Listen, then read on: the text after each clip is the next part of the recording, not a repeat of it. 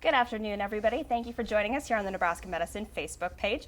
My name is Kayla Thomas, and today we're going to talk to you about some of the stress and anxiety that comes along with the uncertainty all of us are feeling right now from what we're dealing with the COVID-19 pandemic. So my guest today here is Dr. Steven Wengel, and he is a psychiatrist. Thank you for being here. My pleasure. Thanks for having me. You bet. So just an important disclaimer. First of all, this is a live chat for informational purposes only. So if you have any questions about your health or medical condition, you want to direct those towards your doctor.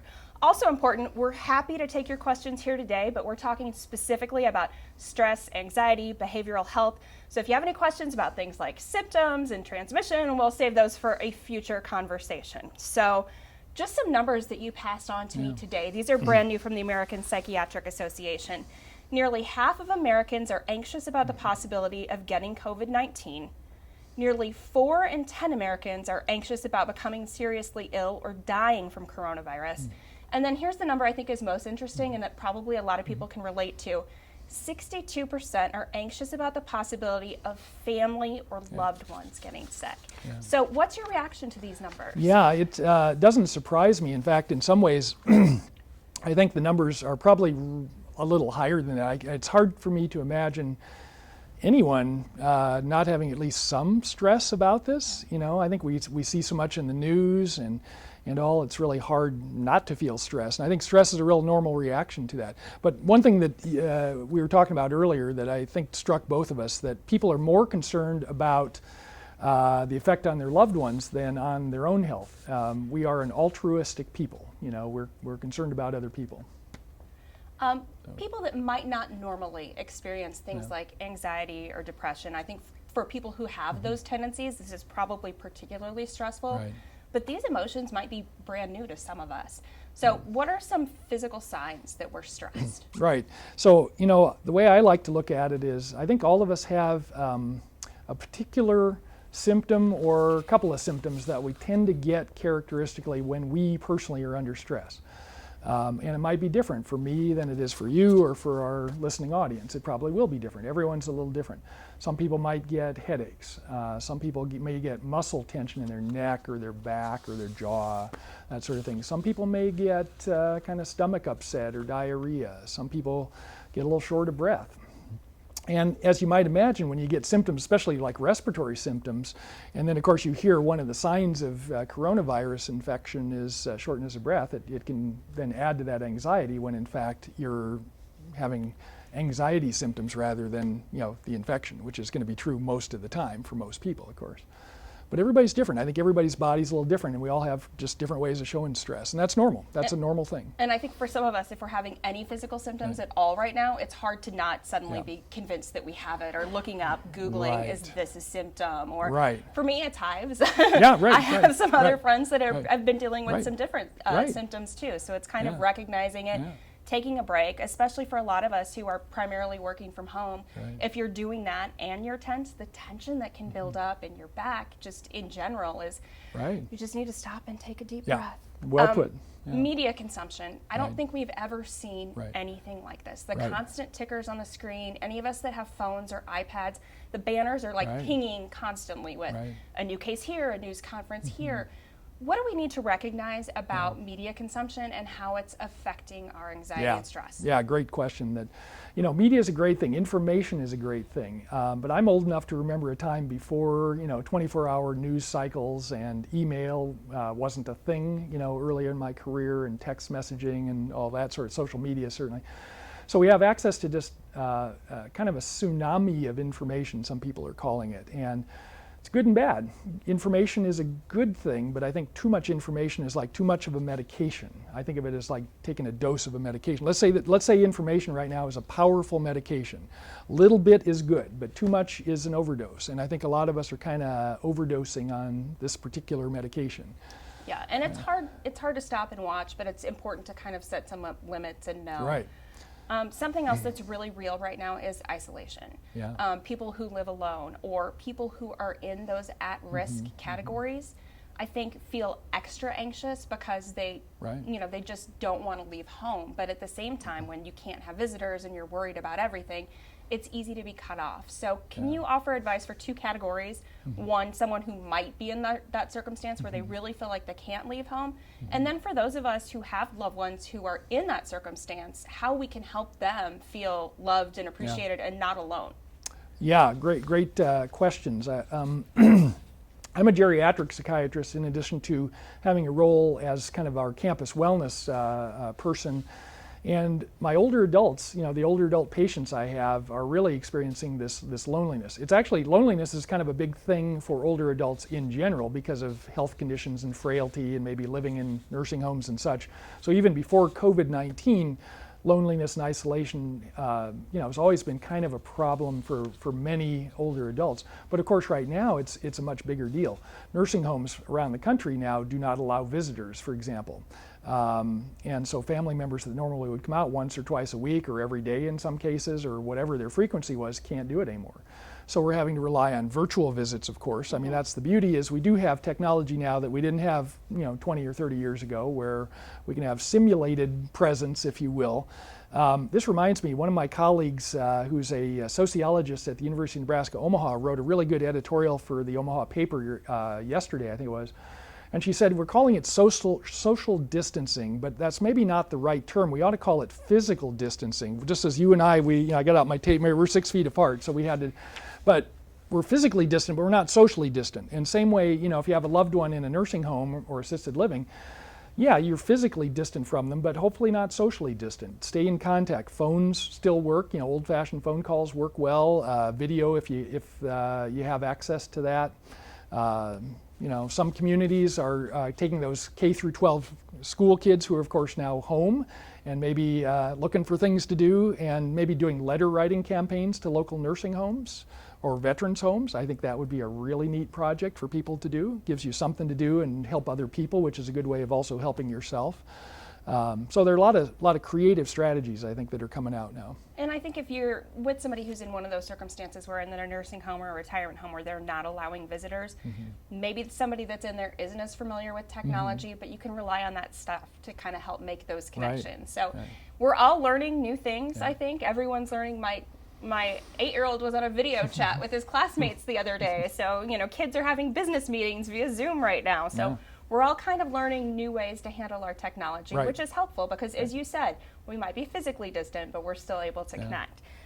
We had talked about something before in kind of preparing for this interview today, and you said 3 R's. Yeah. There are 3 R's that can help us all right now. Yeah. So what are they, and how can they help us? Yeah, so a wise friend of mine taught me that idea a few years ago. So the 3 R's: relationships, routines, and relaxation. Or it could be reflection. That would take it up to 4 R's, I guess. So keep me honest here. But relationships. That's what we were just talking about. Staying connected to people.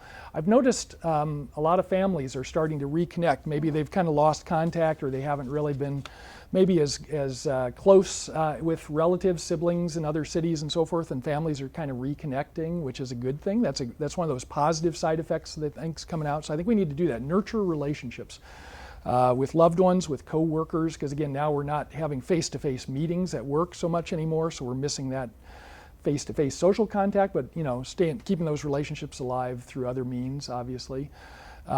Routines, the second R. I think routines are really, really important for all of us. Making your bed in the morning sounds trivial, but trying to keep a sense of order and a little bit of normalcy, keeping up your hygiene, taking a shower every day. Putting on pants. Yeah, putting on pants is always a good thing. Yes, exactly. And I think that's a good way to start the day. And absolutely. And shaving or doing whatever one's normal routine is, because it's easy for those things to slip. And it's okay. Give yourself a little grace if every once in a while you do. That's okay. But on the other hand, I think there's something to be said for discipline and routine. Exercise, again, yes, you can't go to the gym, but you can work out from home. You can take walks outside as long as you kind of follow this, you're not running or cycling with a group of people kind of thing. So there's lots of ways you can keep up an exercise regimen. Eating healthy. Again, it's okay to indulge a little bit, but really it's good for your immune system and your body in general to get plenty of fruits and vegetables. So, that's a good part of the routine. Absolutely. And the third R? Third R, thank you. I knew there was one other coming up here. So that would be, again, reflection or relaxation. So there's lots of ways a person can either do formal meditation. I do myself. I've been doing it for about 30 years to kind of manage my own stress, about 10 minutes of meditation a day. And there's some real simple techniques we could talk about that people can use. Other forms of this are sort of mindful activities where you eat a little slower and you pay attention to each bite. That's mindfulness, for example. There's lots of different ways of doing that. And then that reflection piece. For example, keeping a gratitude journal is like really, really a good thing to do. Every day you write down 1 or 2 or 3 things that happened that day that you're grateful for, and you try to find new ones every day. It forces your brain to start looking for the positives. There's a lot of positives all around us, but we tend to dwell on the negatives. Our brains are just naturally wired to kind of look at the negatives, but you can kind of tweak that you can kind of hack it. It's kind of a brain hack, I say, if you start keeping a written, and it really makes a difference if you write it compared to say it. So writing down things you're grateful for really changes your outlook. They've actually done research on this, and they find that your MRI of your brain changes after you've been keeping a gratitude journal for a while. Your brain gets thicker and healthier in certain key areas. There might be some people that are kind of skeptical about some of these ideas. They might be brand new to them, and they might have heard about it and been like, "Oh, that's new agey. That's not for me," or something. Right. But meditation is something that everyone can benefit from, and it can be different for every person. Yeah. Is there an easy way, like meditation 101? How Yeah. would you recommend somebody get started? Yeah, so one thing I like to do especially for skeptics, which includes many people in my line of work in healthcare, because we want to see the evidence. Well, I tell you, I could go on for a couple hours on the evidence for this and what it does for your brain. But a real simple technique anybody can do, if you slow your breathing down deliberately for just even a minute or two, it actually turns off the fight or flight part of the nervous system and turns on the other side, which we call the rest and digest system. And real simple, if you take a deep breath in and you count to 6, literally, as you're taking that breath in, pause for maybe a second or two, and then count to 6 on the way out. Do that 4 times in a row, 4 of those deep breaths, 6 seconds in, 6 seconds out. Try it right now while I'm talking. I was going to say, while you're watching, go ahead and go for it. I would do it myself if I weren't talking right now. I did it before the camera started, though, just to manage my own stress. And you'll find, even just you don't have to do it the rest of your life. 4 of those breaths will turn on that relaxed part of the nervous system for a while. When you mentioned turning off the fight or flight part of I think a lot of us right now could use the ability to turn that off, because things are different, life's different, there's a lot of anxiety, media is relentless, we've discussed some of those things, and there's also a lot of people that are in this kind of brave new world of parenting, trying to work, and trying to supervise their kids' education at the same time. So how important is it right now for people to be able to kind of let go of that idea of like perfection? Yeah, absolutely essential. Again, grace. I think our chancellor, Dr. Gold, was talking about that in a message recently. Cut yourself some slack. Give yourself some grace. I like the concept of grace. So just as I said, routines, try to establish routines and schedules, like with school-age kids at home. It's nice to have a written schedule that you maybe make out the day before, because they're used to that in school. They're used to, at 9 o'clock this class starts, and 10, and so forth. So having that same kind of, schedule, but by the same token, be flexible. If something happens or the sun comes out at 10 o'clock and you're supposed to be doing this other thing, go outside and take a walk with your kids or do whatever. Cut yourself some, or if you don't get certain things done, you don't make your bed someday, that's okay. I did not make my bed today. There you go. I'll cut you some grace. But I am wearing pants. That's good. So okay, me too. Yeah, me too. us. Okay, there you go. So we got to give ourselves a couple of check marks. Even if we don't get every check mark, that's okay. You got the pants on, so that's good. And we have noticed too from a lot of the people that have been posting on Facebook, they've been breathing along with us, saying that it helps. So if you do have questions, we're going to wrap up here pretty shortly, but go ahead and keep putting those in the comments. I know how to reach this guy, and I can connect with him afterwards. Something that a lot of people may not realize is this is a difficult time to get in to see a doctor of any type. You're a psychiatrist, or maybe it's the first time in your life you think that you need help like that. You're seeing patients remotely right now. Yeah, so my department, the University of Nebraska Medical Center Department of Psychiatry, we just made a conscious decision a few days ago to go kind of not have patients come into our office anymore. We're doing everything through virtual technology. So phone calls sometimes, but mostly video chats through a protected Zoom thing. Many mental health providers around the country are doing this because in our line of work, we don't have to be in the same room at the same time.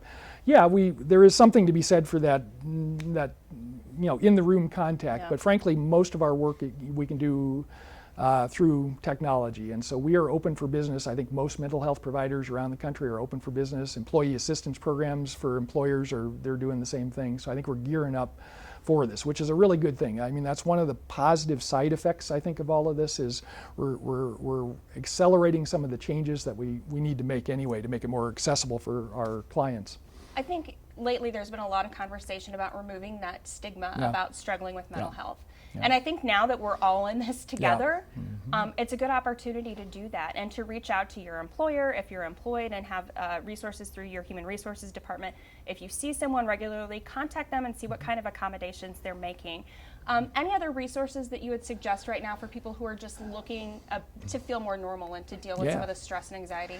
Yeah, there's a couple. In fact, there's a lot, of course. There's so much information and there's so many good resources, but a couple I really like. One I really like, there's a smartphone app that's available for free on both platforms called CBT, C as in cognitive behavior therapy, CBT-I for insomnia, CBT-I Coach. And it's free. It was developed by the Veterans Administration, so it's not a commercial product. Nobody's trying to sell you anything. Even if you don't have insomnia, it's a good app. It's real simple, has a lot of guided meditations. You can just listen to a calm, soothing voice, walk you through some relaxation exercises, easy to use, free. That's a good one. If you want more variety, there's a website. If you go to UCLA, University of California, Los Angeles, has a Mindfulness Awareness Research Center, MARC, like the name Mark, except with a C. And if you Google that, they've got like they've got hundreds of podcasts on this kind of stuff. They have many guided meditations. And again, they're not trying to sell you anything. It's a good website. Those are a couple that I really recommend. A couple of phone numbers that we're going to put up on the screen for you, or that you can Google yourselves if you don't have time to write them down. The National Suicide Prevention Hotline, very important right now. If you're feeling like you need to reach out to somebody, take advantage. Those people are standing by. And then, of course, here in Omaha, we're familiar with Boys Town. You can also reach out to the Boys Town National Hotline. Maybe if you're dealing with some stress over parenting or trying to help your kids cope through some of this anxiety as well. We've been collecting resources at nebraskamed.com/COVID. There's an article there about how to talk to your kids because we know they're feeling stress and anxiety as well. And if you have any questions too, more specifically for people that might be older or feeling isolated, go ahead and post those in the comments. That's Dr. Wengel's area of specialty, so we're happy to help you get some answers for those as well. Closing thoughts. Remember the 3 R's. One other thing I would say too is get plenty of sleep. If you do nothing else, keep tabs on your sleep. Most Americans, even pre-COVID, probably don't get quite enough sleep, because we're doing other distracting things, social media or binge watching, Netflix things or whatever. But right now especially, I would if you can focus on one thing, focus on getting at least 7 or 8 hours of sleep if you're an adult, more for younger folks. And I'd leave you with this thought too, that I don't normally like to hawk a commercial product, but there's these new pillows. Have you heard about these pillows that help you sleep better? They're made out of corduroy. Yeah, they're really making a lot of headlines. Oh dear. Making a lot of headlines. So sorry, you may groan now, but you'll tell that story over the dinner table. I need but I need the rim shot. Yeah. Right, laugh. And just as you mentioned, we may be physically distanced, but we don't have to be socially distanced in this day and age of technology. So thank you so much for your time today. Again, continue to post questions in the comments if you have them. Thank you for joining us, and thanks to all of you out there for watching.